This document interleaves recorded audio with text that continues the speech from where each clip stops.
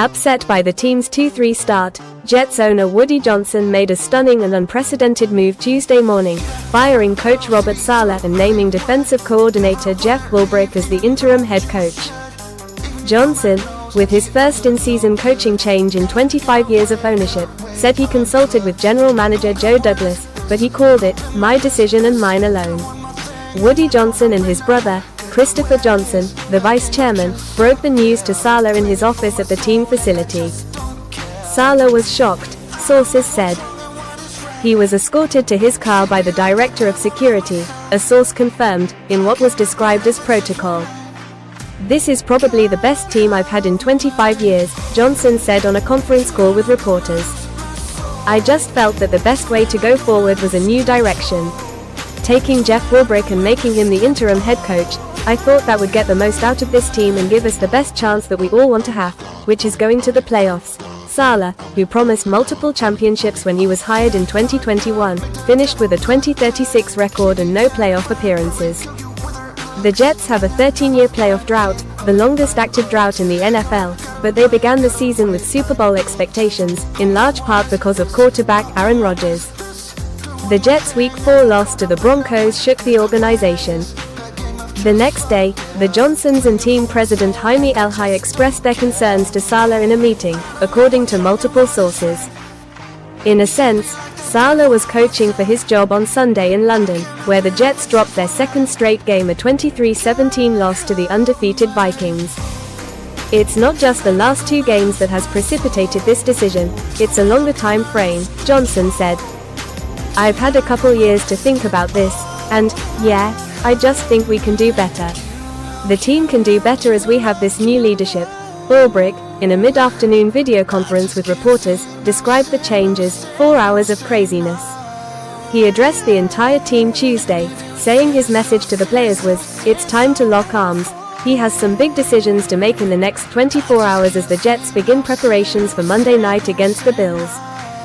The biggest one involves embattled offensive coordinator Nathaniel Hackett, who could be stripped of his play-calling duties. Ulbrich was non-committal, though he did say he would consult with Rodgers.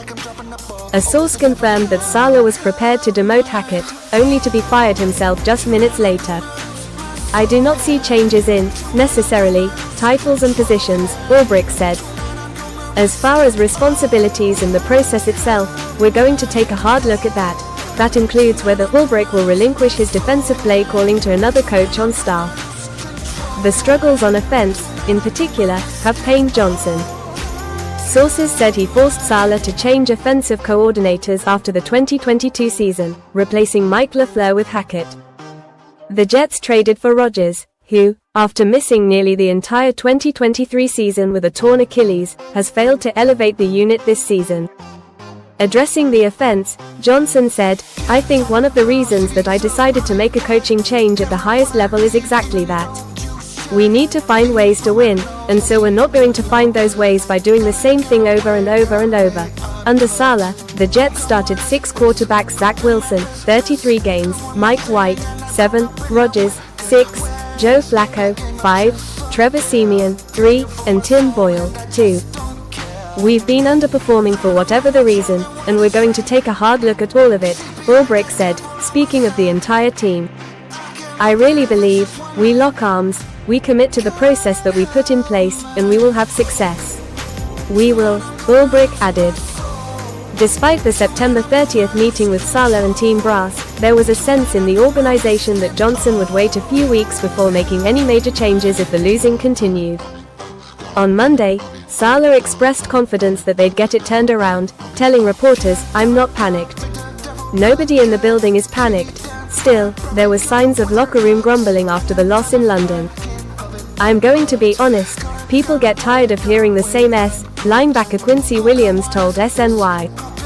"People have to take accountability from the top to the bottom. That's all I have to say. People have to start taking accountability. I'm tired of saying the same thing every week." Johnson said Rodgers had no input into the coaching change. He said he spoke to Rodgers after Sunday's game, claiming Saleh's status or a potential move wasn't discussed. There had been speculation of a rift between Saleh and Rodgers, dating to Saleh's decision to fine the four-time MVP for taking a vacation to Egypt during the mandatory minicamp. Publicly, both men denied any friction in their relationship. Despite the two-game losing streak, the Jets are only one game out of first place in the AFC East. Their game against the Bills, 3-2, is for a share of the division lead. Ulbrich, 47, a former longtime 49ers linebacker, was hired by Saleh as the defensive coordinator in 2021. Under Ulbrich and Saleh, the Jets have emerged as a perennial top 5 defense.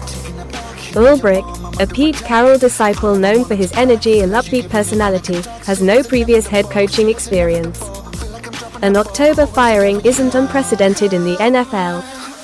In 2022, the Panthers fired Matt Rule after Week 5. Lane Kiffin was fired by the Raiders after Week 4 in 2008.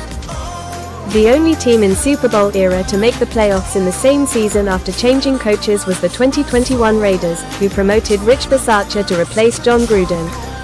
In that case, Gruden resigned after a report that he used anti-gay, misogynistic language used in emails. Johnson has employed 7 full-term head coaches in his tenure. "I've had enough experience doing these things," he said.